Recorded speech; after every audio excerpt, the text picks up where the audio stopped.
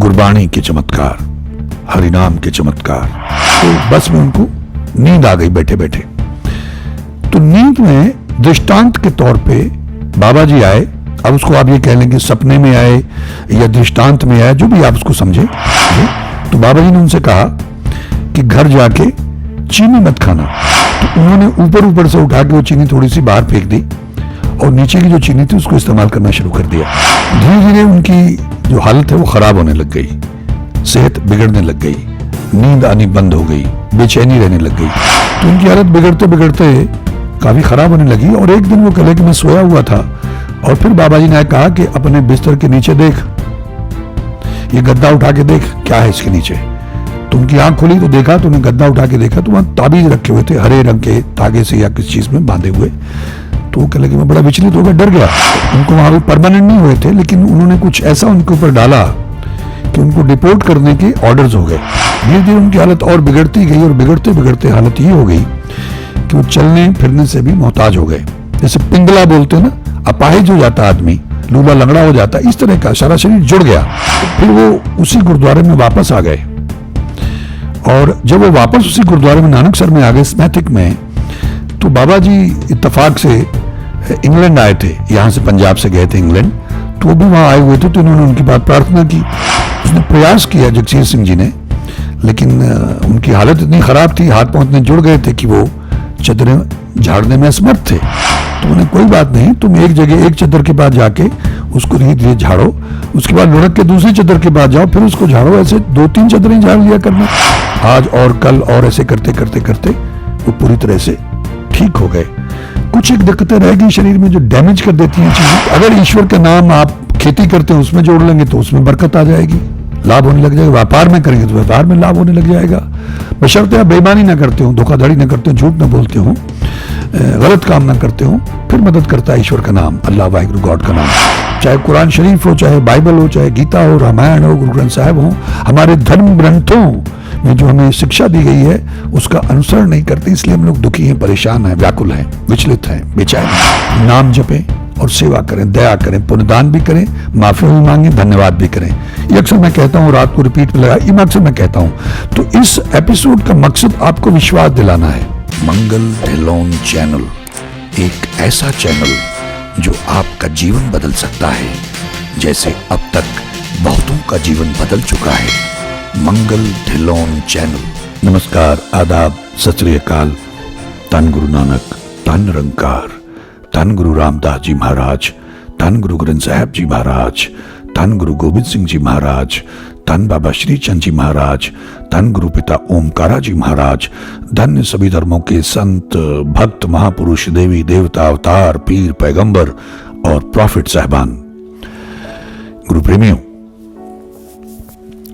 गुरबाणी के चमत्कार, हरिनाम के चमत्कार, इस श्रृंखला में ये एपिसोड नंबर 59 होगा। एक सज्जन है जगसीर सिंह, ये बर्मिंघम के पास स्मैथिक एक जगह है, ये वहां पे मुझे मिले थे जब मैं अपनी फिल्म गुरबाणी द कौतक दिखाने गया था। काफी समय हो गया, 2016 की बात है ये। तो इन्होंने जो मुझे बताया वो अद्भुत था। मैं ये शेयर करने जा रहा हूं ताकि हो सकता है और लोगों का भी जो सुने ध्यान से उनका विश्वास परिपक्व हो और वो लाभ ले सकें।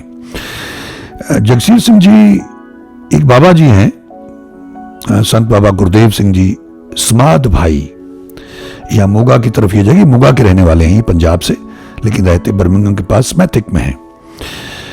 तो वहां एक गुरुद्वारा साहब है, नानकसर गुरुद्वारा। नानकसर की अपनी एक परंपरा है, एक संप्रदाय है। तो मानते हो गुरु ग्रंथ साहिब को ही हैं। बाबा आनंद सिंह जी महाराज ने शुरुआत की थी, फिर बाबा ईश्वर सिंह जी और महापुरुष आए। तो मैं उस गुरुद्वारे में फिल्म दिखाने गया था, वहां मेरी इनसे मुलाकात हुई। वैसे तो ये अपने बारे में खुद बताएंगे, पंजाबी में बता रहे हैं, इसलिए मैं हिंदी में एक्सप्लेन करने की कोशिश कर रहा हूं। उनकी शादी हो गई थी और शादी के जरिए वो यहां आ गए, और वो शुरू से ही ये जो बाबा जी, बाबा गुरुदेव सिंह जी थे, समाज भाई वाले, इनसे जुड़े हुए थे, इनकी सेवा में रहे। तो गुरबाणी से, ईश्वर के नाम से उनका लगाव था। तो जब उनकी शादी हो गई तो इंग्लैंड चले गए। तो कहीं काम करने लग गए। तो कह रहे मैं काम से आ रहा था तो बस में उनको नींद आ गई बैठे बैठे। तो नींद में दृष्टांत के तौर पे बाबा जी आए। अब उसको आप ये कह लेंगे सपने में आए या दृष्टांत में आए, जो भी आप उसको समझे। तो बाबा जी ने उनसे कहा कि घर जाके चीनी मत खाना, खंड बोलते पंजाबी में, खंड मत खाना। तो उनकी आंख खुल गई। आगे स्टॉप आया, जब भी वो करें कि मेरी नींद आंख लग गई थी, शायद उससे आगे निकल गए थे, तो बाबा जी ने बताया। तो उनकी आंख खुली तो वापस आ गए। घर आए तो पत्नी नहीं थी, पत्नी अपने मायके गई हुई थी। और जब उन्होंने अपने कुछ खाने के लिए बनाना था, किचन में गए तो देखा कि जो चीनी वाला डिब्बा था उसके ऊपर कुछ और डाला हुआ था। Something was there. उसने देखा कि कुछ डाला हुआ है ऊपर, जैसे किसी ने छिड़का हो थोड़ा सा। तो अब बाबा जी ने कहा था चीनी मत खाना, लेकिन उन्होंने कहा कि भाई ऊपर ऊपर से मैं फेंक देता हूं। हम लोग कई बार कंजूसी करते हैं, अपनी अक्लमंदी दिखाते हैं। तो उन्होंने ऊपर ऊपर से उठा के वो चीनी थोड़ी सी बाहर फेंक दी और नीचे की जो चीनी थी उसको इस्तेमाल करना शुरू कर दिया। धीरे धीरे उनकी जो हालत है वो खराब होने लग गई, सेहत बिगड़ने लग गई, नींद आनी बंद हो गई, बेचैनी रहने लग गई।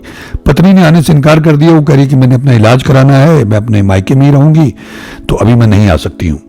तो इनकी हालत बिगड़ते बिगड़ते काफी खराब होने लगी। और एक दिन वो कह कि मैं सोया हुआ था और फिर बाबा जी ने कहा कि अपने बिस्तर के नीचे देख, ये गद्दा उठा के देख क्या है इसके नीचे। तो उनकी आंख खुली तो देखा, तो उन्हें गद्दा उठा के देखा तो वहां ताबीज रखे हुए थे, हरे रंग के धागे से या किसी चीज में बांधे हुए। तो वो कह लगे मैं बड़ा विचलित हो गया, डर गया।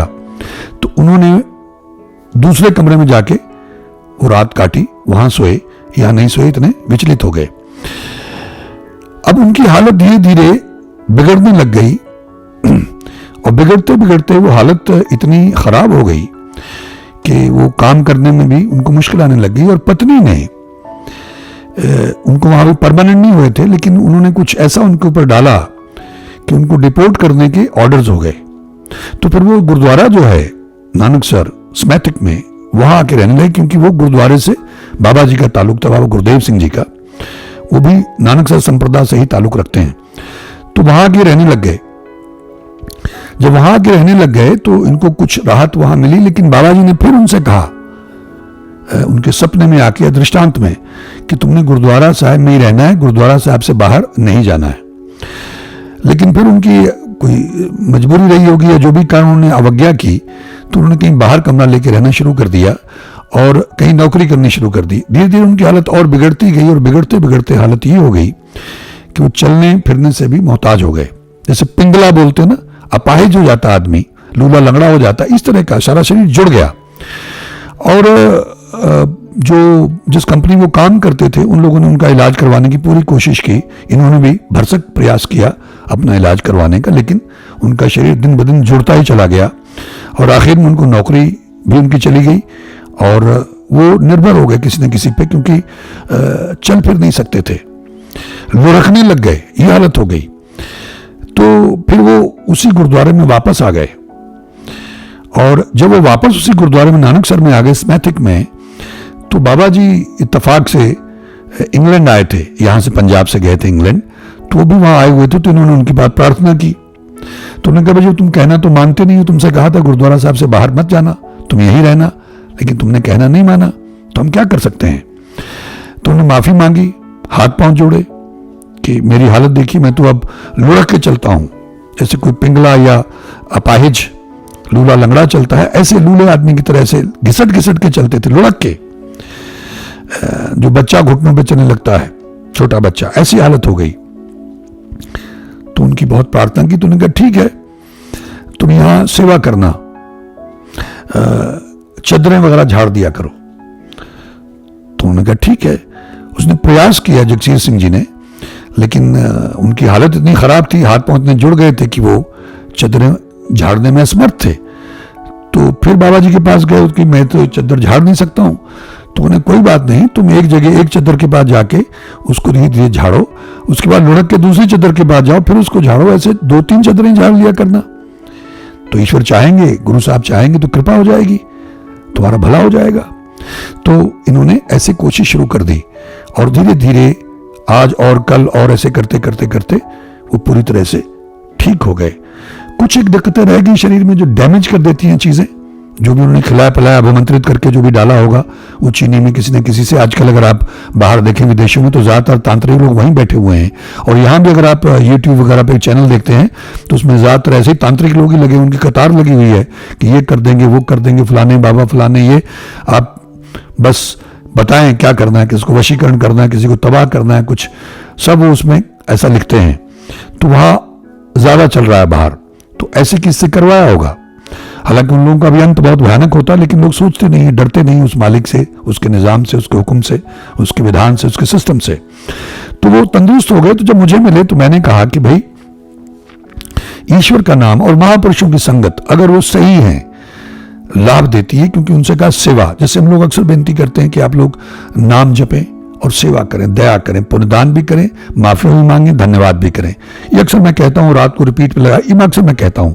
तो इस एपिसोड का मकसद आपको विश्वास दिलाना है कि अगर ईश्वर का नाम आप खेती करते हैं उसमें जोड़ लेंगे तो उसमें बरकत आ जाएगी, लाभ होने लग जाएगा। व्यापार में करेंगे तो व्यापार में लाभ होने लग जाएगा, बशर्ते आप बेईमानी ना करते हो, धोखाधड़ी ना करते हो, झूठ ना बोलते हो, गलत काम ना करते हो, फिर मदद करता है ईश्वर का नाम, अल्लाह वाहिगुरु गॉड का नाम। तो अब इन्होंने कैसे वो महापुरुषों का कहना नहीं माना बाबा जी का, और कैसे यानी हर जगह सचेत करते, कि उनके सेवादार थे तो वो सचेत करते रहे, लेकिन फिर भी कहना नहीं माना। जैसे हम लोग मानते नहीं हैं, जैसे गुरु ग्रंथ साहब को मत्था टेकते हैं, गीता का अदब करते हैं, लेकिन कहना नहीं मानते हैं। रामायण लोग सुनते हैं लेकिन कहना नहीं मानते हैं, उनसे सीखना चाहिए। लेकिन हम चाहे कुरान शरीफ हो, चाहे बाइबल हो, चाहे गीता हो, रामायण हो, गुरु ग्रंथ साहब हो, हमारे धर्म ग्रंथों में जो हमें शिक्षा दी गई है उसका अनुसरण नहीं करते, इसलिए हम लोग दुखी हैं, परेशान हैं, व्याकुल हैं, विचलित हैं, बेचैन हैं। तो इन्होंने कहना नहीं माना जगसीर जी ने, तो इनका ये हाल हो गया। और ये जो किया कराया है, पत्नी ने करवा दिया, पति ने डिपोर्ट के ऑर्डर करवा दिए, पति ने खिला दिया कि पिंगले बन गए, खत्म ही हो गया एक इंसान। लेकिन ईश्वर का नाम, सेवा और महापुरुषों की कृपा, आपके सामने ये प्रमाण शेयर करने जा रहा हूं कि आज थोड़े बहुत डिसऑर्डर्स हैं, थोड़े बहुत रह गए क्योंकि डैमेज कर दिया था, अन्यथा ये पूरी तरह से ठीक है। तो आप भी विश्वास के साथ में गुरु घर में जाएं, मंदिर मस्जिद गुरुद्वारे में जाएं, चर्च में जाएं, वहां सेवा करें, माथा टेकें, माफिया मांगें, धन्यवाद करें, ईश्वर का नाम जपा करें। अगर इनकी जो आप बीती है जगसीर सिंह जी की, इसको सुन के आपका विश्वास और परिपक्व होता है ईश्वर के नाम में, ईश्वर के नाम की शक्ति में, और आप उसका अनुसरण करने लगते हैं और आपको उसके लाभ होता है, तो मुझे प्रसन्नता होगी और मैं समझूंगा कि इस वीडियो के इस एपिसोड को बनाना सार्थक हुआ। आप सबका बहुत बहुत धन्यवाद। ईश्वर हम सबका भला करे। आप सुनिए जगसीर सिंह जी को। मेरा नाम जगसीर ਸਿੰਘ ਆ, ਮੈਂ ਪਿੱਛੋਂ ਮੋਗੇ ਤੋਂ ਆ। ਇਸ ਟਾਈਮ ਮੈਂ ਇੰਗਲੈਂਡ ਸਮੈਦਕ ਦੇ ਵਿੱਚ ਬਰਮਿੰਘਮ ਏਰੀਆ ਦੇ ਵਿੱਚ ਰਹਿ ਰਿਹਾ। ਹਾਂਜੀ, ਮੈਂ ਸ਼ੁਰੂ ਤੋਂ ਹੀ ਇੰਡੀਆ ਤੋਂ ਹੀ ਮਹਾਂਪੁਰਸ਼ ਬਾਬਾ ਗੁਰਦੇਵ ਸਿੰਘ ਜੀ, ਸਮਾਧ ਭਾਈ ਵਾਲੇ, ਨਾਨਕਸਰ ਵਾਲੇ, ਉਹਨਾਂ ਦੀ ਸੰਗਤ ਕਰਦਾ ਰਿਹਾ। ਉਹਨਾਂ ਕੋਲੇ ਉੱਥੇ ਆਉਂਦਾ ਜਾਂਦਾ ਸੀ।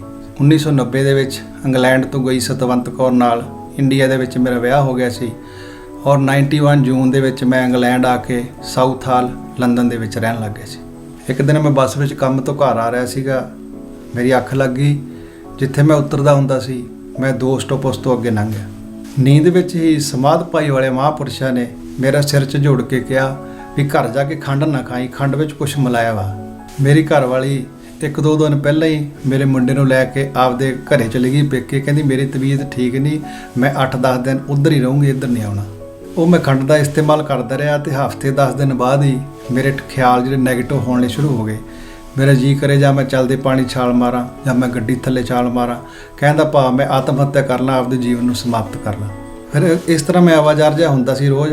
ਤੇ ਇੱਕ ਦਿਨ ਜਾਗੋ ਮਿੱਚੀ ਦੇ ਵਿੱਚ ਹੀ ਮਹਾਂਪੁਰਸ਼ਾਂ ਨੇ ਆ ਕੇ ਫਿਰ ਮੈਨੂੰ ਕਿਹਾ ਵੀ ਤੂੰ ਆਪਦਾ ਗੱਦਾ ਚੱਕ ਕੇ ਦੇਖ। ਜਦੋਂ ਮੈਂ ਗੱਦਾ ਚੱਕ ਕੇ ਦੇਖਿਆ ਥੱਲੇ ਤਵੀਤ ਪਏ, ਮੈਂ ਫਿਰ ਥੋੜ੍ਹਾ ਜਿਹਾ ਸਹਿਮ ਗਿਆ। ਫਿਰ ਮੈਂ ਦੂਜੇ ਰੂਮ 'ਚ ਹੀ ਉਸ ਤੋਂ ਬਾਅਦ ਪੈਣ ਲੱਗ ਗਿਆ।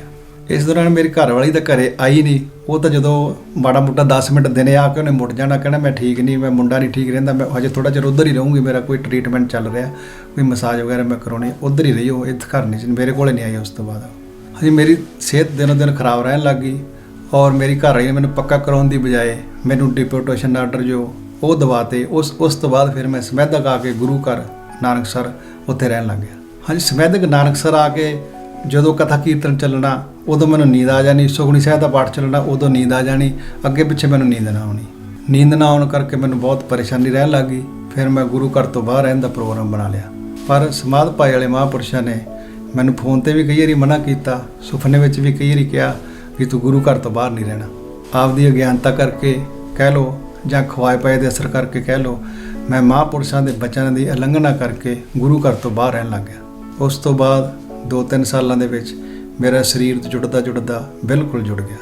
ਹਾਲਾਂਕਿ ਜਿਨ੍ਹਾਂ ਕੋਲ ਮੈਂ ਕੰਮ ਕਰਦਾ ਸੀ ਉਹਨਾਂ ਨੇ ਵੀ ਆਪਦੇ ਵਧੀਆ ਤੋਂ ਵਧੀਆ ਡਾਕਟਰ ਤੋਂ, ਪ੍ਰਾਈਵੇਟ ਡਾਕਟਰ ਤੋਂ ਮੇਰਾ ਇਲਾਜ ਕਰਾਉਣ ਦੀ ਕੋਸ਼ਿਸ਼ ਕੀਤੀ, ਪਰ ਕੋਈ ਫਰਕ ਨਹੀਂ ਸੀ ਪੈਂਦਾ, ਦਵਾਈ ਲੱਗਦੀ ਨਹੀਂ ਸੀ ਕੋਈ ਵੀ।